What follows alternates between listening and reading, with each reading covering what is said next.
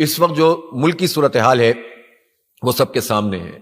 جمہوری آزادیاں پامال ہو رہی ہیں. اسلام آباد میں جو کچھ ہوا وہ سب کے سامنے ہے.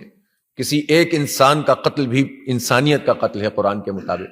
لیکن اگر حکومتیں اور ریاستیں صرف اس بنیاد پر کہ ان کے خلاف کوئی آواز نہ اٹھے اگر گولیاں چلانا شروع کریں اور انسانوں کو نشانہ بنائیں تو یہ کسی صورت میں بھی قابل قبول نہیں ہے. حکومت ان اعلانات کے پیچھے نہیں چھپ سکتی جس میں کچھ لوگوں نے نادانی میں سینکڑوں ہلاکتیں اور ہزاروں ہلاکتیں اور جو 85 ہلاکتوں کا اعلان کیا تھا. لیکن اس کے نتیجے میں کسی ایک انسان کی قتل کو بھی جسٹیفائی نہیں کیا جا سکتا. لہٰذا اگر 12 لوگوں کا دعویٰ خود پی ٹی آئی نے کیا ہے تو ہم یہ سمجھتے ہیں کہ 12 انسان ہیں، 12 نوجوان ہیں ان میں زیادہ تر. یہ پورے ان میں سے گھر کا کوئی کفیل ہوگا، کسی کا بیٹا ہوگا، کسی کا شوہر ہوگا. ان فیملیز پر کیا گزر رہی ہوگی.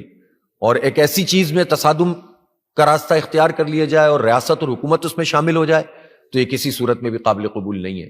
لہٰذا اس واقعے کی پوری تحقیقات ہونی چاہیے، کوئی کمیشن قائم ہونا چاہیے تھا.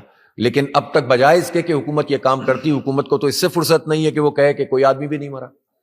یعنی حیرت انگیز بات یہ ہے کہ اگر ایک طرف غلط دعوے کیے جا رہے تھے سینکڑوں اور ہزاروں ہلاکتوں کے تو حکومت کو صحیح بات کرنی چاہیے تھی نا، اس کو صحیح سچویشن تو بتانی چاہیے تھی. لیکن حکومت اگر یہ اعلان کرتی ہو کہ ایک آدمی بھی نہیں مرا تو اس کا مطلب یہ ہے کہ پھر حکومت کی ذمہ داری کیا ہوئی. لہٰذا اس کی جوڈیشل کمیشن ہم نے پہلے بھی مطالبہ کیا تھا، اور ایسا جوڈیشل کمیشن جس کے اوپر لوگوں کا اتفاق ہو وہ اس پورے معاملات کی تحقیقات کرے